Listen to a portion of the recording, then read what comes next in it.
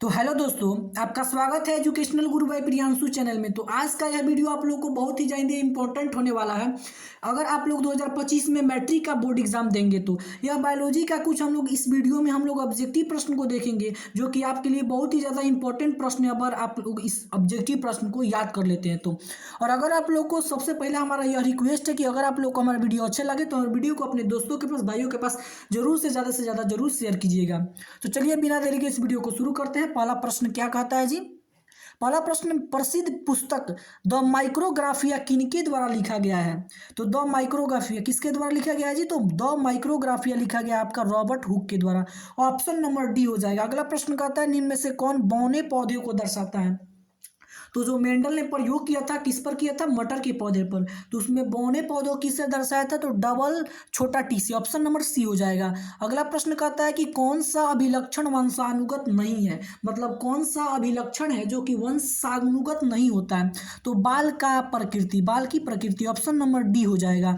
अगला प्रश्न कहता है द्विसंकर क्रॉस के फलस्वरूप, द्विसंकर क्रॉस के फलस्वरूप उत्पन्न पौधे का फिनोटाइप अनुपात क्या होगा? तो फिनोटाइप अनुपात पूछेगा तो 9:3:3:1। ऑप्शन नंबर बी हो जाएगा। अगला प्रश्न कहता है स्त्रियों में लिंग गुणसूत्र होता है, स्त्री में लिंग गुणसूत्र क्या होता है जी? XX होता है।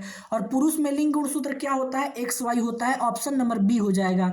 अगला प्रश्न की ओर बढ़ते हैं। अगला प्रश्न कहता है कि प्राकृतिक वर्णन द्वारा जैव विकास का सिद्धांत की परिकल्पना किनके द्वारा किया गया? तो प्राकृतिक वर्णन द्वारा जैव विकास का जो सिद्धांत है वो किसके द्वारा दिया गया? तो डार्विन के द्वारा। ऑप्शन नंबर ए हो जाएगा। अगला प्रश्न कहता है मनुष्य का वैज्ञानिक नाम क्या है? मनुष्य का वैज्ञानिक नाम होमोसेपियन हो जाएगा। क्या हो जाएगा? होमोसेपियन। अगला प्रश्न कहता है कि मानव का उद्भव कहाँ हुआ था? मानव का जो उद्भव हुआ था कहाँ हुआ था जी? तो अफ्रीका में माना जाता है कि मानव का उद्भव हुआ था। ऑप्शन नंबर बी, पहला बार। ठीक है।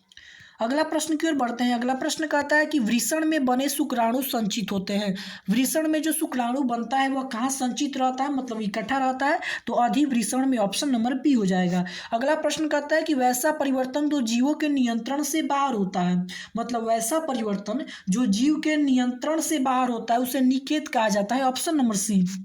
अगला प्रश्न कि एक लिंगी पुष्प का उदाहरण इनमें से कौन सा है? तो पपीता एक लिंगी पुष्प का उदाहरण हो जाएगा। सबसे वीवीआई प्रश्न आपका बोर्ड एग्जाम में यह पूछता है जनन चैप्टर से।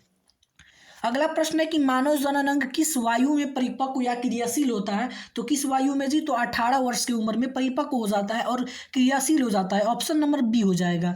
अगला प्रश्न कहता है कि शुक्राणु का निर्माण होता है। शुक्राणु का निर्माण कहाँ होता है जी? तो वृषण में होता है। वृषण में। Option number A. अगला प्रश्न है कि लिंग गुणसूत्र का पूर्ण जोड़ा किसमें पाया जाता है? तो स्त्री में लिंग गुणसूत्र का पूर्ण जोड़ा पाया जाता है XX।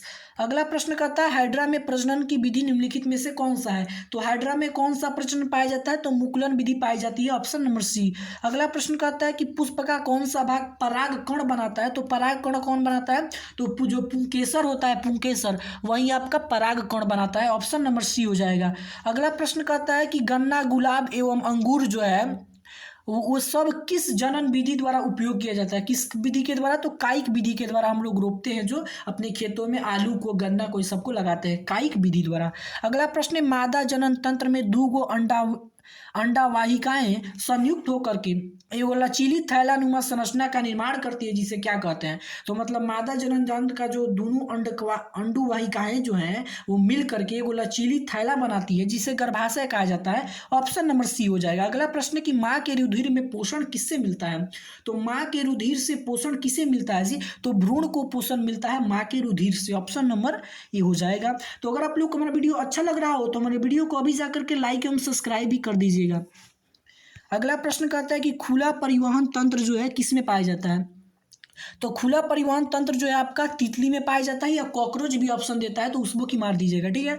अगला प्रश्न है सबसे छोटा अंतःस्रावी ग्रंथि कौन सा है? तो पीनियल ग्रंथि सबसे छोटा अंतःस्रावी ग्रंथि है। ऑप्शन नंबर सी हो जाएगा। अगला प्रश्न है कि साइनेटिक नर्व्स जो होता है वो पाया जाता है। साइनेटिक नर्व्स किस में पाया जाता है? न्यूरॉन में। Option number D. अगला प्रश्न है कि थायरॉक्सिन हार्मोन के संश्लेषण में किसका होना बहुत ही ज्यादा आवश्यक है? तो आयोडीन का होना बहुत ही ज्यादा आवश्यक है। ऑप्शन नंबर बी हो जाएगा। अगला प्रश्न कहता है कि फल पकाने वाला कौन सा हार्मोन है, तो कौन सा फल पकाने वाला हार्मोन है जी, तो एथिलीन आपका फल पकाने वाला हार्मोन है, ऑप्शन नंबर ए हो जाएगा। अगला प्रश्न कहता है मनुष्य में कपाल तंत्रिका की संख्या कितना होता है, 12 जोड़ी होती है, ऑप्शन नंबर ए हो जाएगा।